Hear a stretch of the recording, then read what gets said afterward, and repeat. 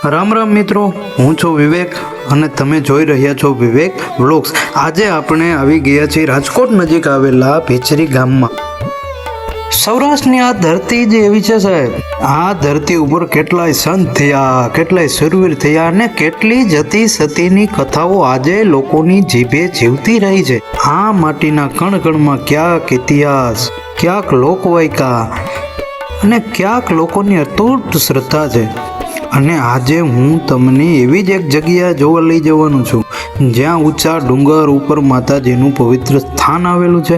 અહીં ભક્તો મીઠાની માનતા રાખે છે, 7 વખત લપસ્યાની માનતા કરે છે અને આ જગ્યા સાથે પાંડવોની લોકકથાઓ પણ જોડાયેલી છે। તો આખરે ભીચરી માતાજી કોણ છે, આ સ્થાનકની કહાની શું છે? તો ચાલો ભાઈઓ આજે જાણીએ ભીચરી માતાજીની અનોખી કહાની।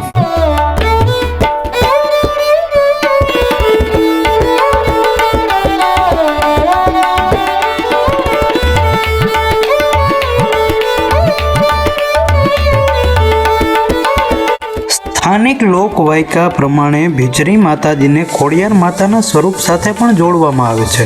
કહેવાય છે કે ભીચરી માતાજીના પિતા સોયાબાટી ચારણ અને માતા માલુબાઈ હતા। આ કથામાં સંત ભોરિંગનાથનું પણ નામ આવે છે અને તેમની સાથે જોડાયેલી પરંપરામાં 7 જોગમાયાના સ્વરૂપોની વાત કરવામાં આવે છે। આ 7 સ્વરૂપોને આસપાસના અલગ અલગ ગામો સાથે જોડવામાં આવે છે। આ વાતો મુખ્યત્વે સ્થાનિક ધાર્મિક પરંપરા અને લોકવાયકા પર આધારિત છે।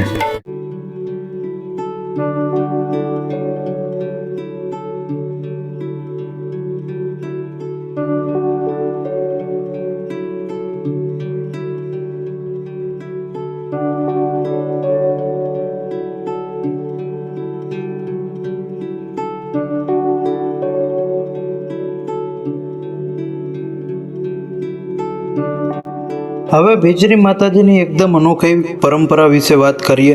મીઠાની માનતા। અહીં ભક્તો પોતાની મનોકામના માટે માતાજીને મીઠાની માનતા રાખે છે અને માનતા પૂરી થાય ત્યારે માનતા કરતા બમણા પ્રમાણમાં મીઠું અર્પણ કરવાની પરંપરા હોવાનું કહેવાય છે। એટલે કે 1 કિલો મીઠાની માનતા રાખી હોય તો માનતા પૂરી થયા પછી 2 કિલો મીઠું માતાજીને ચડાવવામાં આવે છે। ભાઈ, ભક્ત માટે આ માત્ર મીઠું નથી, આ તો માતાજી ઉપર રાખેલી શ્રદ્ધાનું પ્રતીક છે।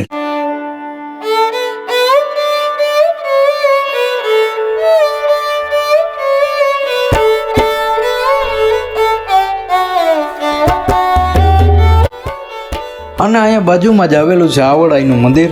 આવડ તોડી આણ કોઈ લાજાડું લોપે નહીં, ડગલું એ ભરે નહીં, ભાણ કર્મે કાશે પર આવું, એવીમાં આવડનું પણ મંદિર છે। અહીંયા બાજુમાં મંદિરના પરિસરની અંદર આ આવડનું મંદિર છે અને આ આવડ પણ ભીચરી માના નામે જ ઓળખાય છે। અને અહીંયાની એક પરંપરા છે કે તમે માતાજીની આગળ જો માનતા રાખો તો માતાજીને મનમાં બોલીને માનતા નહીં રાખવાની। અહીંયા માતાજીની સામે આપણે સન્મુખ આપણે જેમ બોલતા હોય એવી રીતના બોલીને માનતા રાખવાની પણ પરંપરા છે।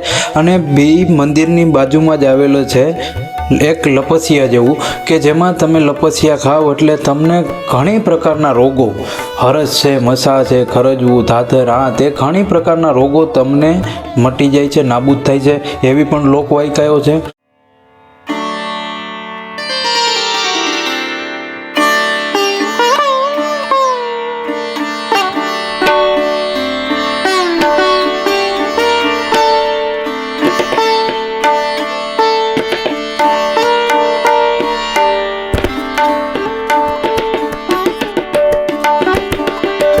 ભીચરીની ખાસિયત માત્ર મંદિર પૂરતી નથી, આ ડુંગર ઉપરથી આસપાસનો સૌરાષ્ટ્રનો સુંદર નજારો જોવા મળે છે।